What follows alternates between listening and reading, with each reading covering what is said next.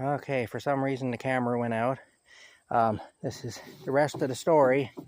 In Canada, about my lynching comments earlier, in Canada, the police often will defend the con artist or the bully. The police themselves are con artists and bullies for the most part, so that kind of makes sense that they defend their own kind.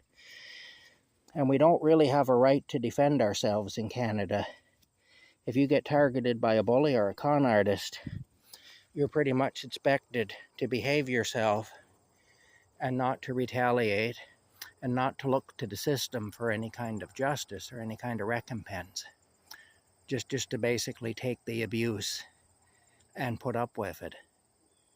And that's what a good Canadian is considered. A good Canadian is a milksop, basically. Well, I mean, I'm not a milksop. And so I actually did come close a few times to killing people because I wouldn't accept injustice. And obviously I don't have a jail that I can put people in. And I can't force people to repay me if they've stolen from me or whatever, but I can do violence against them. And so that's what I did, is I used to do violence against these people. In fact, that's what my criminal record is for doing violence against people of that type. And because people thought I was weak, they perceived my kindness a lot of the time. They perceived it as weakness. And because of that, I used to often get targeted by those kinds of people. And the system was not there to help me. In fact, the system itself, a lot of the time, it would be police officers and other people like that who were targeting me. And so I adopted vigilantism. And so that's where my comment earlier about lynching comes from, when I was talking about this rope and about how I carry it with me in case I need to do a lynching. Anyway, it's not a racially motivated thing. I don't care what color you are. If you screw with me, I might lynch you. So don't screw with me, that's all. But I'm not as much into that as I used to be. I just try now to keep to myself and to stay away from people and situations that might bring about situations where I would feel the need to be that way. But when I was younger, I ran into a lot of trouble like that, and so I would take the law into my own hands, and even today I still would. It's just that I avoid as much as I possibly can situations where that's necessary. If I see it coming, I get the heck away from it if I'm able to. But that way I don't end up in a situation where I feel the need to retaliate, where I feel the need to, seek vengeance or whatever. If I see cops anywhere now, I'll tend to go the other way and hopefully stay away from them. The same is true when I see certain people. There's certain people that I avoid because I know that I'm not going to mix with those people. Certain people who I know to be bullies or whatever, and or who I have a bad history with or whatever, and I just steer clear of them as much as I possibly can. And that's actually why I left the town of Perth, because the town of Perth was full of people I had that kind of history with. And so I literally couldn't step outside my door without running into somebody that I could easily get into an altercation with.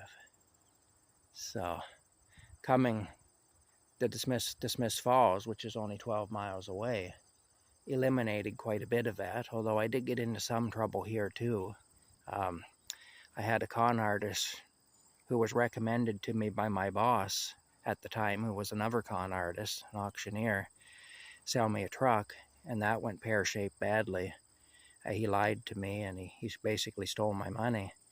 And I was after him for quite a while, and I outed him in the community as a con artist. He was already kind of known as a con artist anyway, but I had a friend of his then threatening to shoot me, and the guy actually did put a couple of bullets into the front of my house. And this guy is one of these soldier of fortune wannabe type characters. goes to camps that for so-called military training and all that business, you know, survivalist training and all that. Has videos all over his Facebook profile of him shooting a gun and, you know, all that business. But I remember on Facebook he threatened me anyway, said he was going to shoot me, going to hide in the bushes and shoot me. And at my house, because I still had my house at the time, and I told him that if he did that, he better make sure he hits me with the first shot, because I said, I'm going to know where he is then. And I said, what I'm going to do is I'm going to go back to where you are. I'm going to take your gun out of your hand and I'm going to beat you to death with it. I'm going to use it to club you to death back there. So I said, you better hit me with the first shot, because otherwise you're done. You know, so I mean, that was only maybe 2 years ago. So I still have that way about me. And I wasn't too happy with him putting a couple of bullet holes in the front of my house. I was sitting in my living room when that happened.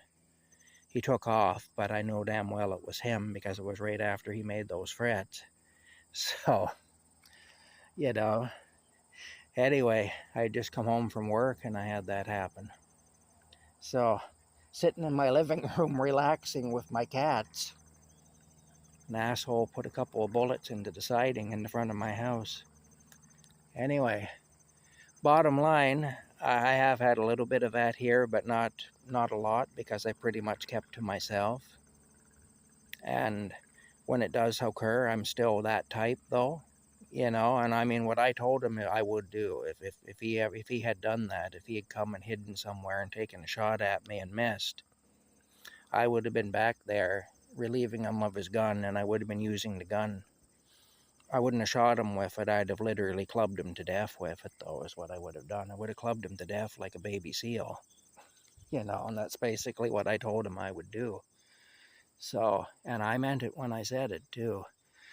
So like I say, I still have that side to me. But it only comes out with those types of people. I'm normally gentle as a lamb. And I am trying to avoid situations where I'm dealing with those types of people. Anyway, I need to put this back. The police up here are aware of me. I know that. But for the most part, they leave me alone. But I've been made aware that they are aware of me. When I first moved up here, they put my house under surveillance. They had an unmarked car parked across the road. They also went to visit my boss because of me, to see if they could get me fired. And they also put the place where I was working under surveillance. They followed me from there to a friend's house one time, and they put my friend under surveillance too. They started following my friend around that I went to visit after I left work.